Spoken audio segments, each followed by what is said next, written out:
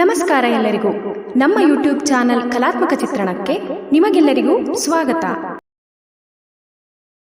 ನಾವು ಇಂದು ಅಶ್ವಮೇಧ ಯಜ್ಞ ಸಮಾಪ್ತಿಯ ಕಥೆಯನ್ನ ತಿಳಿಸಿಕೊಡುತ್ತೇವೆ. ಶ್ರೀರಾಮನು ಸೀತೆಯನ್ನ ಮತ್ತು ತನ್ನ ಮಕ್ಕಳನ್ನ ಅಯೋಧ್ಯೆಗೆ ಕರೆದುಕೊಂಡು ಹೋಗಬೇಕು ಎಂದು ನಿರ್ಧರಿಸಿದಾಗ ಸೀತೆಯು ಅವಳ ಮೇಲೆ ಬಂದ ಆರೋಪದ ಮೇಲೆ ಅಯೋಧ್ಯೆಗೆ ಬರಲು ಒಪ್ಪಲಿಲ್ಲ. ನಂತರ ಅವಳು ಸರಯೂ ನದಿಯ ದಡದವರೆಗೆ ಬಂದು ಅಲ್ಲಿ ತನ್ನನ್ನು ಭೂಮಿಗೆ ಅರ್ಪಿಸಿಕೊಂಡಳು. ನಂತರ ರಾಮನು ತನ್ನ ಮಕ್ಕಳೊಂದಿಗೆ ಅಯೋಧ್ಯೆಗೆ ಹೊರಟನು. ಮಾರನೆಯ ದಿನ ಲಕ್ಷ್ಮಣನು ಎಲ್ಲರನ್ನೂ ಕರೆದುಕೊಂಡು ಅಯೋಧ್ಯೆಗೆ ಹೊರಟನು. ಎಲ್ಲರಿಗೂ ಸೀತೆ ಭೂಮಿಯ ಮಡಿಲಿಗೆ ಸೇರಿದ್ದರಿಂದ ದುಃಖವಾಗಿತ್ತು.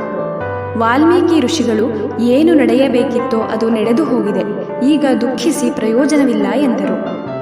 ರಾಮನು ಅಯೋಧ್ಯೆಗೆ ತಲುಪಿದ ನಂತರ ಅಶ್ವಮೇಧ ಯಜ್ಞವನ್ನು ಹಿರಿಯರ ಮಾರ್ಗದರ್ಶನದಲ್ಲಿ ಯಶಸ್ವಿಯಾಗಿ ಸಂಪೂರ್ಣಗೊಳಿಸಿದನು. ಬಂದಿದ್ದವರಿಗೆಲ್ಲ ದಾನ ಧರ್ಮ ಮಾಡಿದನು. ಎಲ್ಲರಿಂದಲೂ ಅವನಿಗೂ ಅವನ ಮಕ್ಕಳಿಗೂ ಆಶೀರ್ವಾದ ಸಿಕ್ಕಿತು. ನಂತರ ಶ್ರೀರಾಮನು ತನ್ನ ಮಕ್ಕಳನ್ನು ಅವನ ಅರಮನೆಗೆ ಕರೆದುಕೊಂಡು ಬಂದನು.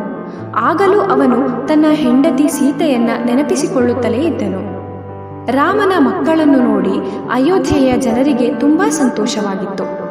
ಯಜ್ಞ ನಡೆದ ನಂತರ ಶ್ರೀರಾಮನು ಇನ್ನೂ ಒಳ್ಳೆಯ ರೀತಿಯಲ್ಲಿ ಆಳ್ವಿಕೆ ಮಾಡುತ್ತಿದ್ದನು. ಎಲ್ಲವೂ ಆ ರಾಜ್ಯದಲ್ಲಿ ಸುಭೀಕ್ಷವಾಗಿತ್ತು. ಮಳೆ ಬೆಳೆ ಕಾಲಕಾಲಕ್ಕೆ ತಕ್ಕಂತೆ ಸರಿಯಾಗಿ ಆಗುತ್ತಿತ್ತು. ರಾಮನು ಒಮ್ಮೆ ಕನ್ನಡಿಯಲ್ಲಿ ತನ್ನ ಮುಖ ನೋಡಿಕೊಳ್ಳುತ್ತಿದ್ದಾಗ ಅವನಿಗೆ ಅವನ ಬದುಕು ಸಾಕೆನಿಸುತ್ತಿತ್ತು. ಲೌಕಿಕ ಜೀವನವನ್ನ ತೊರೆದು ಸ್ವರ್ಗದಲ್ಲಿ ಸೀತೆಯ ಬಳಿ ಹೋಗಬೇಕು ಎಂದು ಅಂದುಕೊಳ್ಳುತ್ತಿದ್ದ. ಹಾಗಾಗಿ ಅವನು ತನ್ನ ರಾಜ್ಯದ ಹಲವು ಭಾಗಗಳ ಆಡಳಿತವನ್ನು ಅವನ ಮಕ್ಕಳು ಲವಕುಶ ಮತ್ತು ಅವನ ತಮ್ಮನ ಮಕ್ಕಳಿಗೆ ನೀಡಬೇಕು ಎಂದುಕೊಂಡ. ರಾಮನ ಅವತಾರದ ವಿಷ್ಣುವು ನಾರದರನ್ನು ಕರೆದು, ನಾರದರೆ, ಭೂಮಿಯ ಮೇಲಿನ ನನ್ನ ಕೆಲಸವು ಮುಗಿದಿದೆ. ರಾಮನಾಗಿ ನಾನು ಇನ್ನೂ ಬದುಕುವುದಿಲ್ಲ. ಹಾಗಾಗಿ ಮೃತ್ಯುದೇವರಾದ ಯಮನ ಬಳಿ ಹೋಗಿ ವಿಷಯ ತಿಳಿಸಿ ಅವನನ್ನು ನನ್ನ ಬಳಿ ಕಳುಹಿಸಿ ಎಂದರು. ನಾರದರು ಹಾಗೆಯೇ ಮಾಡಿದರು. ಮೃತ್ಯುದೇವನು ವಿಷ್ಣುವಿನ ಬಳಿ ಬಂದಾಗ ವಿಷ್ಣುವು ಅವನಿಗೆ ರಾಮನನ್ನು ಸ್ವರ್ಗದ ಕಡೆಗೆ ಕರೆದುಕೊಂಡು ಬರಲು ಹೇಳಿದನು. ಅವನು ವಿಷ್ಣುವಿಗೆ ರಾಮನನ್ನು ಕರೆದುಕೊಂಡು ಬರುವುದಾಗಿ ಮಾತುಕೊಟ್ಟು ಹೊರಟನು. ಹಾಗೆ ಅವನು ಬರುತ್ತಿರುವಾಗ ದಾರಿಯಲ್ಲಿ ಮೃತ್ಯುದೇವನಿಗೆ ಅನಿಸಿತು, ರಾಮನಂತ ಆದರ್ಶ ವ್ಯಕ್ತಿ ಇಹಲೋಕ ತ್ಯಜಿಸಬೇಕು ಎಂಬ ವಿಷಯ ನನಗೆ ಅರಗಿಸಿಕೊಳ್ಳಲು ಆಗುತ್ತಿಲ್ಲ. ನಾನು ಇದನ್ನು ಅವನಿಗೆ ಹೇಗೆ ತಿಳಿಸಲಿ ಎಂದುಕೊಂಡನು.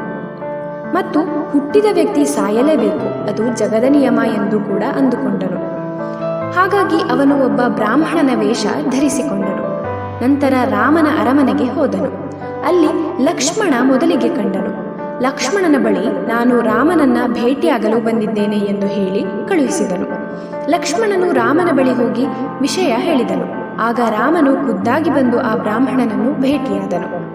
ಬ್ರಾಹ್ಮಣನು, ರಾಮ, ನಾನು ಬ್ರಾಹ್ಮಣನಲ್ಲ, ನನ್ನನ್ನು ಮಹಾವಿಷ್ಣುವು ಕಳಿಸಿದ್ದಾರೆ. ನಾನು ಮೃತ್ಯುದೇವ. ನಾನು ನಿನ್ನ ಬಳಿ ಮಾತನಾಡಬೇಕು. ಆದರೆ ಮಾತನಾಡುವಾಗ ಇಲ್ಲಿ ಯಾರೂ ಇರಬಾರದು. ನಾನು ಹೇಳುವ ವಿಷಯ ಬೇರೆಯವರು ಕೇಳಿಸಿಕೊಂಡರೆ ಅವರೂ ಸಾಯುತ್ತಾರೆ ಎಂದು ಎಚ್ಚರಿಕೆ ನೀಡಿದನು. ಆಗ ರಾಮನು, ಇಲ್ಲ, ನಾನು ಹಾಗಾಗದಂತೆ ನೋಡಿಕೊಳ್ಳುತ್ತೇನೆ. ಲಕ್ಷ್ಮಣನನ್ನು ಬಾಗಿಲನ್ನು ಕಾಯಲು ಬಿಡುತ್ತೇನೆ. ಯಾರೂ ಬರದಂತೆ ನೋಡಿಕೊಳ್ಳುತ್ತೇನೆ ಎಂದನು. ಮತ್ತು ಲಕ್ಷ್ಮಣನ ಬಳಿ ಬಂದು, ಲಕ್ಷ್ಮಣ, ನಾನು ಆ ಬ್ರಾಹ್ಮಣನ ಹತ್ತಿರ ಕೆಲವು ವಿಚಾರವನ್ನ ಮಾತನಾಡಬೇಕು.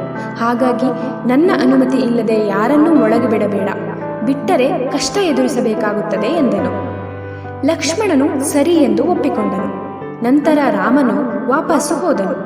ಲಕ್ಷ್ಮಣನಿಗೆ ಈಗ ಅನಿಸಿತು, ಅವನ ಅಣ್ಣನ ಮನಸ್ಸು ಸರಿಯಿಲ್ಲ ಎಂದು. ಆದರೂ ರಾಮನ ಮಾತನ್ನು ಅವನು ಪಾಲಿಸಿದನು. ಅಷ್ಟು ಹೊತ್ತಿಗೆ ದೂರ್ವಾಸ ಮುನಿಗಳು ಅಲ್ಲಿಗೆ ಬಂದರು. ಲಕ್ಷ್ಮಣನ ಬಳಿ, ಲಕ್ಷ್ಮಣ, ನಿನ್ನ ಅಣ್ಣ ಎಲ್ಲಿ? ನಾನು ಈಗಲೇ ಅವನನ್ನು ಭೇಟಿಯಾಗಬೇಕು ಎಂದರು. ಆಗ ಲಕ್ಷ್ಮಣನು, ಈಗ ನನ್ನ ಅಣ್ಣನು ಒಂದು ಮುಖ್ಯವಾದ ಮಾತುಕತೆಯಲ್ಲಿ ಇದ್ದಾನೆ. ಯಾರನ್ನೂ ಒಳಗೆ ಬಿಡಬಾರದು ಎಂದು ಹೇಳಿದ್ದಾನೆ. ಹಾಗಾಗಿ ನೀವು ಸ್ವಲ್ಪ ಸಮಯ ಕಾಯಬೇಕು ಎಂದರು. ದೂರ್ವಾಸ ಮುನಿಗೆ ತುಂಬಾ ಕೋಪ ಬಂತು. ಅವರು, ಲಕ್ಷ್ಮಣ, ನಾನು ಹೇಳಿದ್ದನ್ನು ಕೇಳದಿದ್ದರೆ ಈಗಲೇ ನಿನ್ನನ್ನು ಈ ರಾಜ್ಯವನ್ನು ನಾಶ ಮಾಡುತ್ತೇನೆ ಎಂದರು. ದೂರ್ವಾಸ ಮುನಿಗಳ ಕೋಪದ ಬಗ್ಗೆ ಲಕ್ಷ್ಮಣನಿಗೆ ಗೊತ್ತಿತ್ತು. ಆದರೆ ಅವನು ಅಣ್ಣನ ಮಾತನ್ನು ಪಾಲಿಸಲೇಬೇಕಿತ್ತು. ಹಾಗಾಗಿ ಅವನು ದೂರ್ವಾಸರನ್ನ ಒಳಗೆ ಬಿಡಲಿಲ್ಲ. ಮುಂದಿನ ವಿಡಿಯೋದಲ್ಲಿ ರಾಮ ಮತ್ತು ಅವನ ಸಹೋದರರ ಅಂತ್ಯ ಮತ್ತು ರಾಮಾಯಣದ ಮುಕ್ತಾಯವನ್ನು ತಿಳಿಸಿಕೊಡುತ್ತೇವೆ.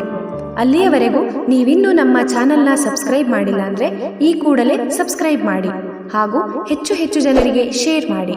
ಧನ್ಯವಾದಗಳು.